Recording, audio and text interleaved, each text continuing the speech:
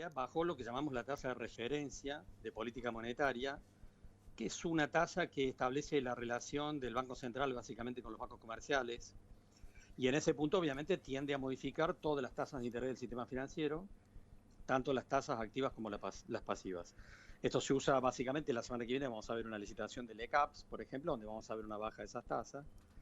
El objetivo del gobierno es reactivar la economía, en Ujú. realidad, impulsar la baja de las tasas de interés, tanto las tasas activas como las pasivas.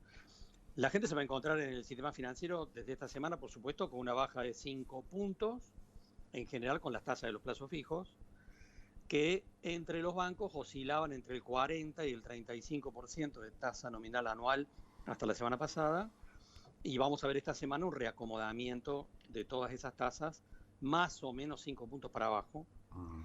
Y por supuesto que también la expectativa del gobierno es que bajen las tasas activas, es decir, las tasas con las cuales los bancos les prestan a las empresas y a las familias. Esto está en sintonía, por supuesto, Miguel, con que la inflación está bajando. Sí.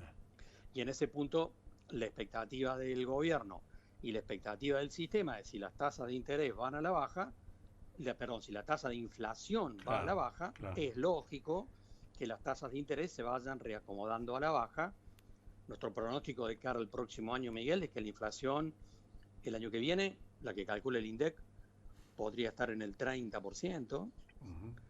El Fondo Monetario dice 40 y pico, pero, por ejemplo, Y en el presupuesto Morgan dicen Stanley, 18.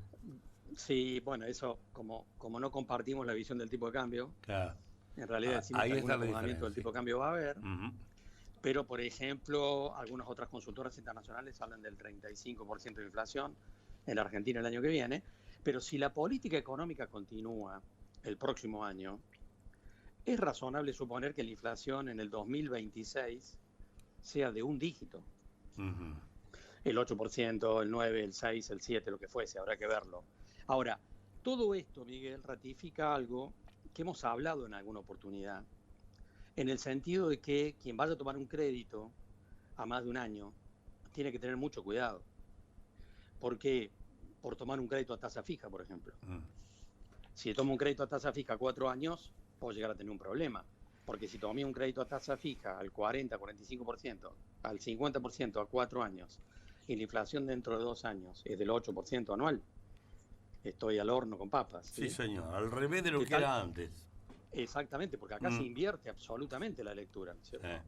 Y por supuesto que vamos a una recuperación del crédito, pero volvemos a plantear la recomendación que siempre hemos hecho a lo largo de este año, Miguel, y es que quien tome créditos a tasa fija a más de un año, tome dos precauciones. La primera, que ese crédito pueda ser precancelable, y la segunda, que, como lo están haciendo ya algunos bancos, que el primer año sea tasa fija, pero los años siguientes sean a tasa BADLAR o a una tasa variable, que si la inflación está bajando, las tasas de interés también lo van a hacer, digamos. Bien. Esta película entonces es distinta que la que vimos en los últimos años, donde los créditos se pagaban solo porque la inflación era creciente y la tasa de interés terminaba siendo negativa en términos reales. Esa película ya no existe. Ujú. La película va claramente en un sentido inverso y en ese punto, por supuesto, la recomendación, sobre todo a nivel de empresarios, es que de aquí en adelante y sobre todo mirando al próximo año, cuando se vaya a tomar un crédito para aplicar a la empresa, les quede claro a esos empresarios que ese crédito tiene que ser aplicado a un negocio o a una actividad que genere más rentabilidad que la tasa de interés. Ujú. Y esto es fundamental, digamos, ¿no? Un elemento que me hace un poquito de ruido desde mi desconocimiento, pero me hace ruido. ¿En qué parte, en qué lugar en qué eslabón de toda esta cadena puede haber alguna bicicletita financiera, Carlos? Bueno, en este momento los exportadores están jugando con una bicicleta financiera muy importante porque pueden tomar créditos en dólares a una tasa que está casi a la mitad de la tasa de interés del sistema financiero, de las LECAPs, por ejemplo. Ujú. De tal manera que claramente había una bicicleta financiera, porque si yo puedo tomar un crédito en dólares, estamos hablando de exportadores, Sí, ¿no? sí. No de una pyme en Villa María ni de un ahorrista. Estamos hablando de exportadores. Pueden tomar créditos en términos de prefinanciaciones a una tasa del 2, al 2,5, al 3% en dólares anual, y la pauta evaluatoria es solamente del 2%, y resulta que podían acceder a una LECAP del 4 al 4,5%, y estamos hablando de una tasa, de una tasa medida en dólares en términos de la bicicleta financiera por arriba de 20 puntos anuales. Bien. Esto lo podía hacer, no lo podía hacer cualquiera, pero sí jugadores importantes y sobre todo los sectores exportadores.